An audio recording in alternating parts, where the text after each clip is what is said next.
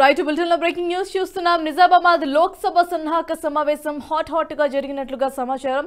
కేటీఆర్ తో పాటు మాజీ ఎమ్మెల్యేలపై కవిత ఆగ్రహం వ్యక్తం చేశారు. అయితే ఇన్నాళ్ల పాటు భరిస్తూ వచ్చిన తన ఆవేదనను ఒక్కసారిగా వెళ్లగక్కారు. పార్టీకి క్యాడర్కు నష్టం వాటిల్లుతున్నా ఏమీ చేయలేని నిస్సహాయక స్థితిలో ఉండిపోయామని తెలిపారు. ఎవరి వల్ల పార్టీకి నష్టం జరిగిందో సమావేశంలో కవిత వివరించారు. నిజామాబాద్ అర్బన్, ఆర్మూర్ మాజీ ఎమ్మెల్యేలపై మరింత ఆగ్రహాన్ని కవిత వ్యక్తం చేసినట్టు తెలుస్తోంది. నిజామాబాద్లో ఎవరినైనా పరామర్శించేందుకు వెళ్లినా పెళ్లిలకు హాజరు కావాలన్న ప్రోటోకాల్ పేరుతో వెళ్లనీయకుండా చేశారంటూ ఆగ్రహించారు. ఇలాంటి ఆంక్షలు తనను పార్టీ క్యాడర్ను ఇబ్బంది పెట్టాయని కూడా తెలిపారు. పార్టీని తన నుంచి ఎంతలా దూరం చేశాయో ఆమె చెప్పుకొచ్చారు. ఎవరినైనా తనతో గాని కేటీఆర్తో గాని సెల్ఫీలు దిగినా ఎవరికి చెప్పి వెళ్లారు, ఎందుకు వెళ్లారు అంటూ వారిని అంటరాని వారుగా చేసి ఒంటరి వాళ్ళని చేసి ఆడుకుంటున్నారని, మాజీ ఎమ్మెల్యే ఆకృత్యాలకు ఒక్కొక్కటిగా బయటపడుతున్నాయని కవిత పేర్కొన్నారు.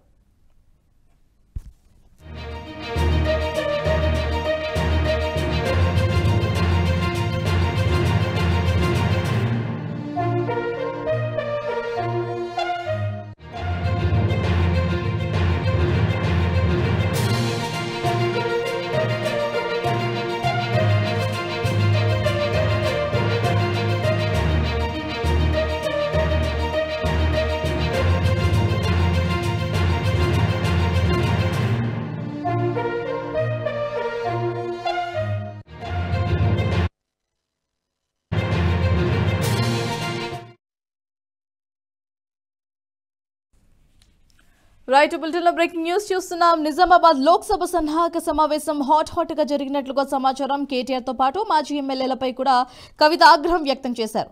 ఇన్నాళ్ల పాటు భరిస్తూ వచ్చిన తన ఆవేదనను ఒక్కసారిగా వెళ్లగక్కారు. పార్టీకి క్యాడర్కు నష్టం వాటిల్లుతున్నా ఏమీ చేయలేని నిస్సహాయక స్థితిలో ఉండిపోయామన్నారు. ఇదే అంశానికి సంబంధించి మా ప్రతినిధి నిజామాబాద్ నుంచి సాయిలు ఫోన్ లైన్ లో సిద్ధంగా ఉన్నారు. రైట్ సాయిలు, చెప్పండి. నిజామాబాద్ లోక్సభ సన్నాహక సమావేశం అయితే హాట్ గా జరిగినట్లుగా తెలుస్తోంది. అయితే ఇన్నాళ్ల పాటు భరిస్తూ వచ్చిన ఆవేదనను ఒక్కసారిగా కవిత వెళ్లగక్కినట్టుగా సమాచారం. మరి దానికి సంబంధించిన అప్డేట్ ఏంటి?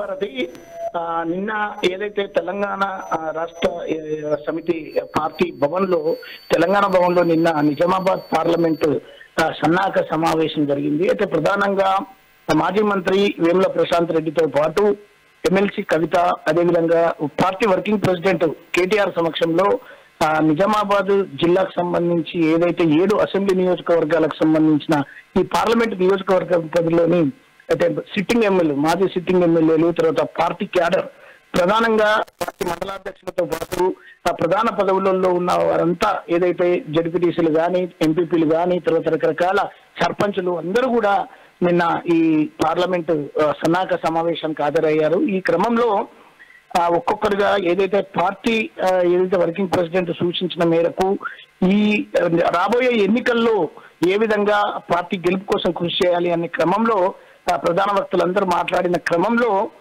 ఎమ్మెల్సీ కవిత తన అంతర్గతాన్ని పూర్తిగా బయటపెట్టారు. ప్రధానంగా సిట్టింగ్ ఎమ్మెల్యేలైన నిజామాబాద్ అర్బన్ ఎమ్మెల్యే మాజీ ఎమ్మెల్యే బిగాల గణేష్ గుప్తా, అదేవిధంగా ఆర్మూర్ మాజీ ఎమ్మెల్యే ఏదైతే ఇక్కడున్న మా ఆశన్న గారి జీవన్ రెడ్డి వాళ్ళ వ్యవహార శైలిని ప్రధానంగా తన ప్రసంగంలో తప్పుపట్టారు. అయితే ప్రధానంగా ఎక్కడైతే ఆ నియోజకవర్గాలలో తాను పూర్తిగా సంపూర్ణంగా పర్యటించలేకపోయాను, ఈ క్రమంలో దాదాపు 10 ఏళ్లు వారు ప్రోటోకాల్ అన్న కారణంగా నన్ను వ్యక్తిగతంగా తిరగలేని పరిస్థితి, నా వెంబడ కింది సర్పంచులు కూడా, ఎంపీటీసీలు కానీ, జడ్పీటీసీలు కానీ, చివరకు వార్డు మెంబర్లు కూడా తిరగలేని పరిస్థితికి వాళ్ళు గురి చేశారు. ప్రధానంగా అక్కడ పార్టీ క్యాడర్ను నేను ఎక్కువగా నిర్మించలేకపోవడం జరిగింది. ఇదన్నిటికీ కారణం ఈ సిట్టింగ్ ఎమ్మెల్యేలు, తర్వాత వాళ్ళే ఈ ప్రోటోకాల్ అన్న దాంతో చెప్పారు. ఏ కార్యక్రమానికి వెళ్ళినా, ఏ చావుకు వెళ్ళినా, ఏ పెళ్లికి వెళ్ళాలనుకున్నా కానీ వాళ్ళు అడ్డు వచ్చేవారు. వాళ్ళు అడ్డుపడుతూ మేము లేనిది, మా అనుమతి లేనిది రావద్దు అనే క్రమంలో వాళ్ళు దిశానిర్దేశం చేసేవాళ్ళు అనేది ఇక్కడ ఆమె ప్రస్ఫుటంగా బయటపెట్టింది. అదేవిధంగా కొంతమంది పార్టీ క్యాడర్ కూడా ఆమె వెంట రావడానికి ప్రయత్నించినప్పటికీ కూడా వారిని నానా రకాలుగా వాళ్ళు వేధించేవారు. తర్వాత అసలు నా అనుమతి లేనిది ఎట్లా వెళ్ళినావు, అసలు నీకేం అధికారం ఉంది అని చెప్పేసి వారిని ఒక అంటరాని వారుగా వారిని చూస్తూ వాళ్ళని పక్కకు పెట్టి ఆ క్యాడర్ ను దూరం చేసుకునే పరిస్థితికి ఈ 10 ఏళ్లలో ఈ 2 ఎమ్మెల్యేల పక్షాన జరిగింది. మరికొంతమంది ఎమ్మెల్యేలు కూడా ప్రత్యక్షంగా పరోక్షంగా వారిని కూడా విమర్శించడం జరిగింది.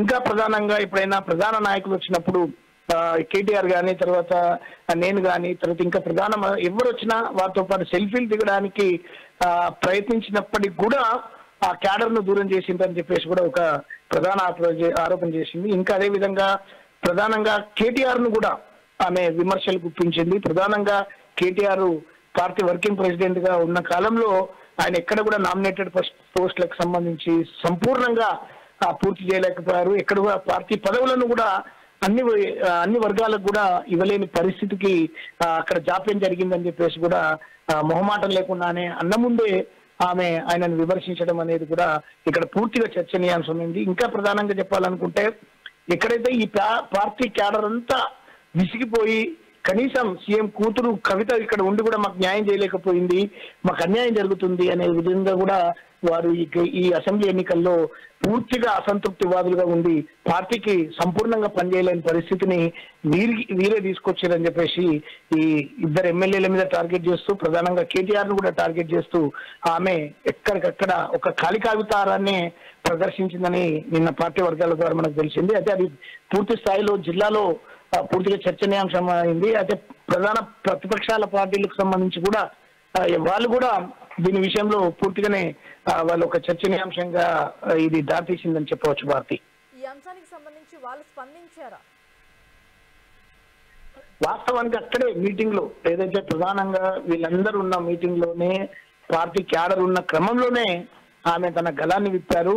అక్కడ అందరూ కూడా ఇది వాస్తవానికి దగ్గరలో ఉన్నాయి కాబట్టి ఆమె ఆరోపణలు అని చెప్పేసి అందరూ కూడా కిమ్మన లేకుండా ఎవరు కూడా అటు పార్టీ వర్కింగ్ ప్రెసిడెంట్ మొదలుకొని సిట్టింగ్ ఎమ్మెల్యేలు కూడా ఎవరు కూడా నోరు మెదిపిన పరిస్థితి లేదు. తర్వాత కూడా దీన్ని ఈ జరిగిన ఏదైతే అంతర్గతంగా జరిగిన ఈ విషయాలన్నీ బయటకు రావడము, ఎక్కడైతే పార్టీ క్యాడర్ నుంచి కవితకు కూడా పూర్తిగా సంపూర్ణంగా మద్దతు లభించింది. ఆ క్రమంలో వారంతా కూడా ఏదైతే కవిత చేసిన ఈ ఆరోపణలను ఒక మాజీ సీఎం కూతురు కేసీఆర్ కూతురు డైరెక్ట్ గా ఇవన్నీ వాస్తవాలను బయటపెట్టింది అని చెప్పేసి కూడా వారంతా కూడా ఆమెకు అండగా మద్దతుగా నిలవడానికి కూడా వారందరూ ఇప్పుడు ఒక సంపూర్ణంగా పనిచేయడానికి కూడా వారు ఊళ్ళుతున్నట్టు తెలుస్తుంది. ఇంకా ప్రధానంగా కవిత చేసిన ఏదైతే చివరిలో ఆమె ఏదైతే కేసీఆర్ కు మా తండ్రి గారు కేసీఆర్ కు పార్టీ నిర్మాణానికి ఎంతో కృషి చేస్తున్నారు, ఆయన పూర్తిగా ఆయన పట్ల రాష్ట్ర మొత్తంగా గౌరవం ఉంది, అదేవిధంగా పార్టీ క్యాడర్ లో ఉంది, ఏదైతే ఓటర్లలో ఉంది కాబట్టి ఈసారి ఖచ్చితంగా నిజామాబాద్ పార్లమెంట్ స్థానాన్ని ఎట్టి పరిస్థితుల్లో కైవసం చేసుకొని గెలిచి తీరి ఆయనకు ఒక కానుకగా ఈ సీటును నేను ఇస్తా అని చెప్పేసి కూడా అక్కడ శపథం చేసింది. ఈ క్రమంలో పార్టీలో కూడా కొద్దిగా హైక్ వచ్చిందనేది కూడా మనం చెప్పవచ్చు.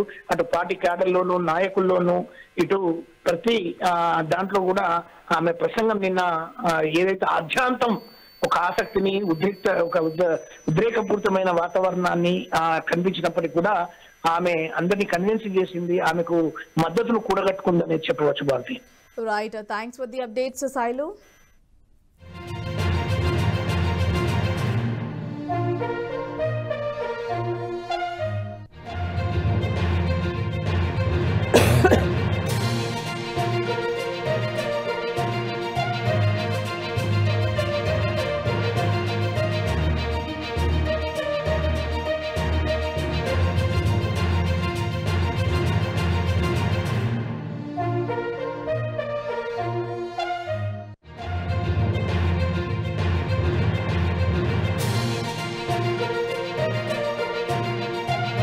Laptops to the student teachers of Akshay Vidya organizations. Today is the book.